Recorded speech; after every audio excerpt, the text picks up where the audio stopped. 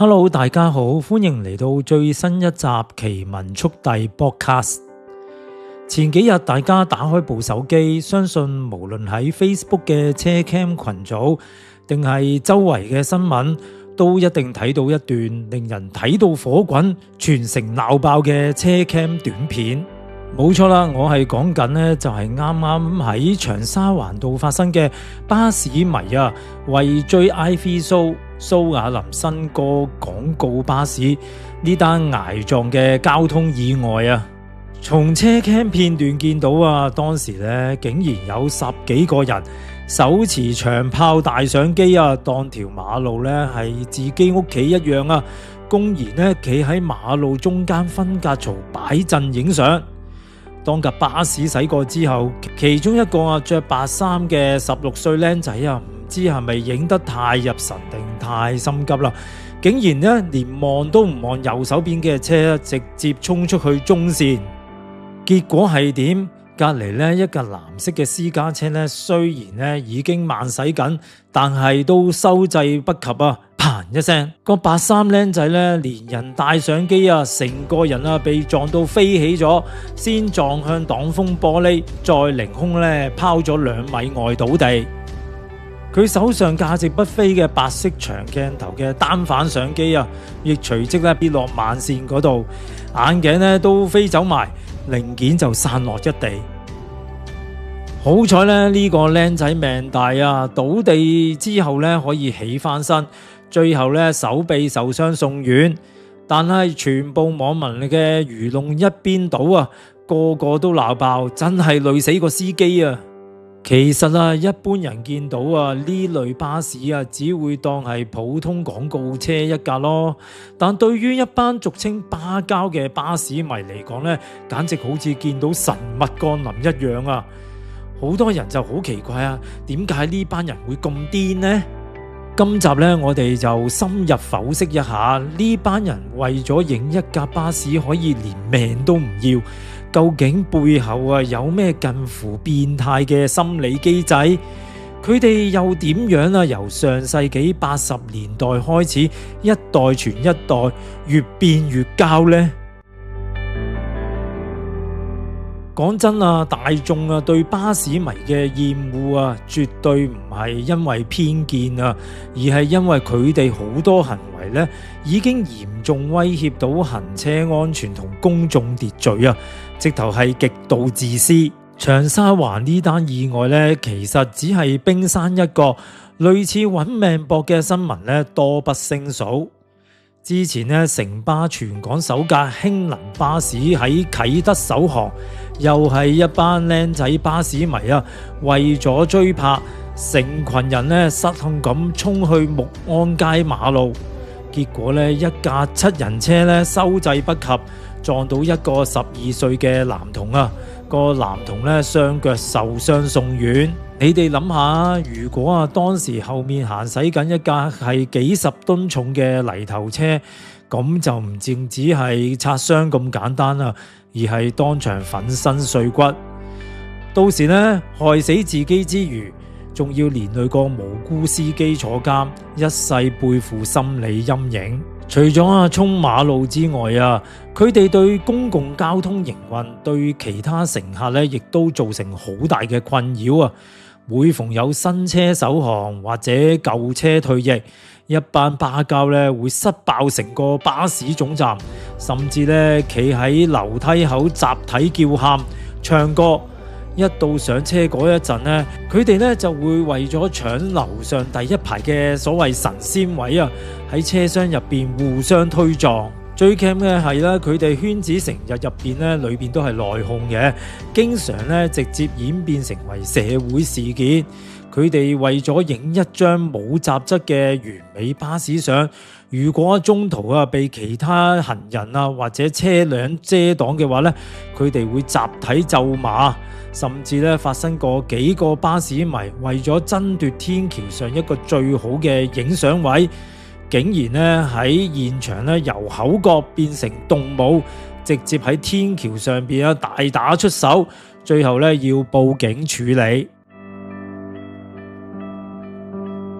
一般人睇到呢度啊，一定會問啊，點解可以迷一架巴士迷到連命都唔要？佢哋個腦究竟諗緊乜嘢㗎？如果我哋用心理學咧去解構嘅話咧，呢班人咧表現出嚟咧，其實係一種非常極端嘅病理化迷戀。首先咧，心理學上咧有個概念叫隧道視野。當一個巴士迷啊進入影車嘅模式時候啊，佢哋嘅大腦咧就會啟動極度窄化嘅注意力機制。喺佢哋嘅眼入面啊，成個世界咧只係剩得架巴士同埋咧相機裏邊嘅觀景窗，周圍嘅紅綠燈、駛近嘅私家車，甚至啊自己正企喺行車線嘅危險現實啊，全部咧都會被大腦咧當成雜音過濾晒。呢種選擇性注意去到極致嘅時候咧，就會變成麻木啦。好似長沙灣嗰個白衫僆仔啊，佢轉身衝出馬路嗰一刻，佢嘅認知空間入面，馬路係根本唔會有車呢個概念㗎，只有咧我要快啲去下一個位影車嘅指令。其次啊，呢班人咧有一種超乎常人嘅強迫性收集癖，對於佢哋嚟講，巴士唔係交通工具，而係一個可以被量化分類嘅數據編碼。佢哋大腦嘅多巴胺獎賞系統啊，完全被儲齊全到呢個概念咧綁架咗噶啦。例如啊，全港有幾百架同款巴士，佢哋咧必須要影齊每一格嘅車牌。某個明星嘅應援車咧就只得一格。如果今日影唔到首航或者限定拉花，佢哋會產生極度焦慮嘅 FOMO， 亦即係錯失恐懼症。為咗填補呢種心理上嘅唔完整啊，佢哋咧會不惜咧跨越道德、法例，甚至咧生命嘅安全底線，表現出咧近乎病態嘅控制欲。最後咧係由一種過度補償心理催生嘅群體狂熱啊，好多極端嘅巴膠咧喺現實生活、學業或者社交上咧，可能咧比較邊緣啦，缺乏自信嘅一群人。當佢哋手持一部大相機，只要背熟巴士嘅型號，喺巴士迷圈子入面咧，就會立即得到同輩嘅崇拜。為咗維持呢種虛擬群體入面嘅權威感同認同感啊，佢哋咧會集體做出互相壯膽嘅激進行為。一個人唔敢企出馬路，但當10幾個人一齊企喺快線嘅花槽時候啊，個集體意識咧就會將犯法同埋危險咧合理化，變成咧一種向外人示威嘅自我膨脹。呢個族群咧絕對唔係今日先至有啦，早喺上世紀80年代，香港咧就已經出現咗第一代嘅巴士迷。點解會係80年代呢？因為80年代係香港公共交通大爆發，車型咧百花齊放嘅黃金時期。當時咧英國嘅幾大客車廠咧不斷將最新嘅雙層巴士運嚟香港。當時咧將冇冷氣嘅稱為熱狗，又有啱啱面世嘅豪華冷氣車。每一款車嘅引擎聲、排氣聲都完全唔同㗎。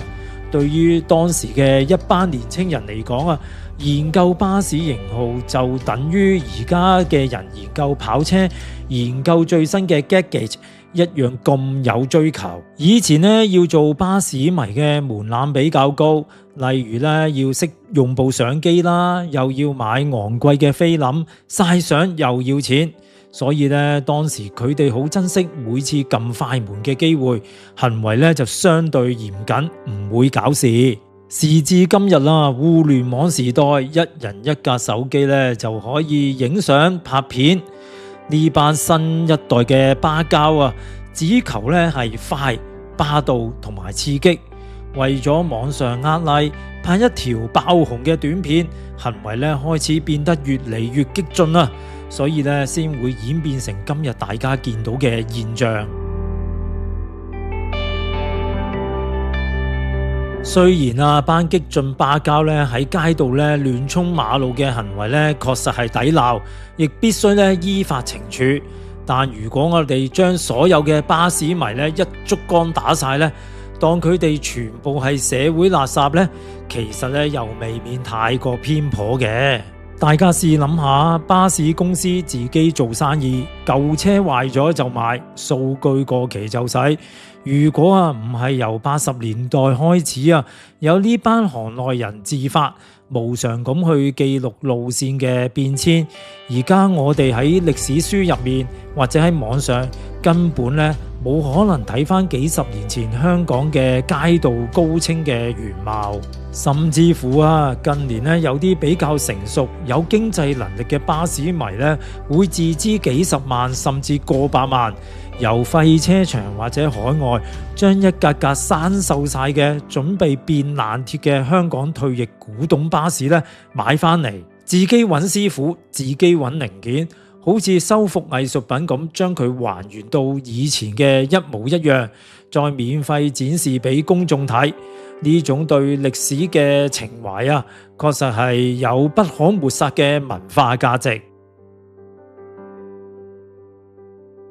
所以總結嚟講，擁有一個非主流嘅興趣咧，本身絕對係冇罪嘅。研究巴士同你研究相機、研究波鞋、研究跑車一樣，本質上咧都係一種熱情。最核心嘅大前提係你追求興趣嘅時候絕對唔可以建立喺危害他人生命安全同破壞社會秩序之上。影少一張相，你下次仲有機會再影。但係如果因為一時心急衝出馬路被物理超度，咁就真係大鑊啦。希望今次長沙環道呢一記重擊可以撞醒呢包瘋狂嘅巴膠，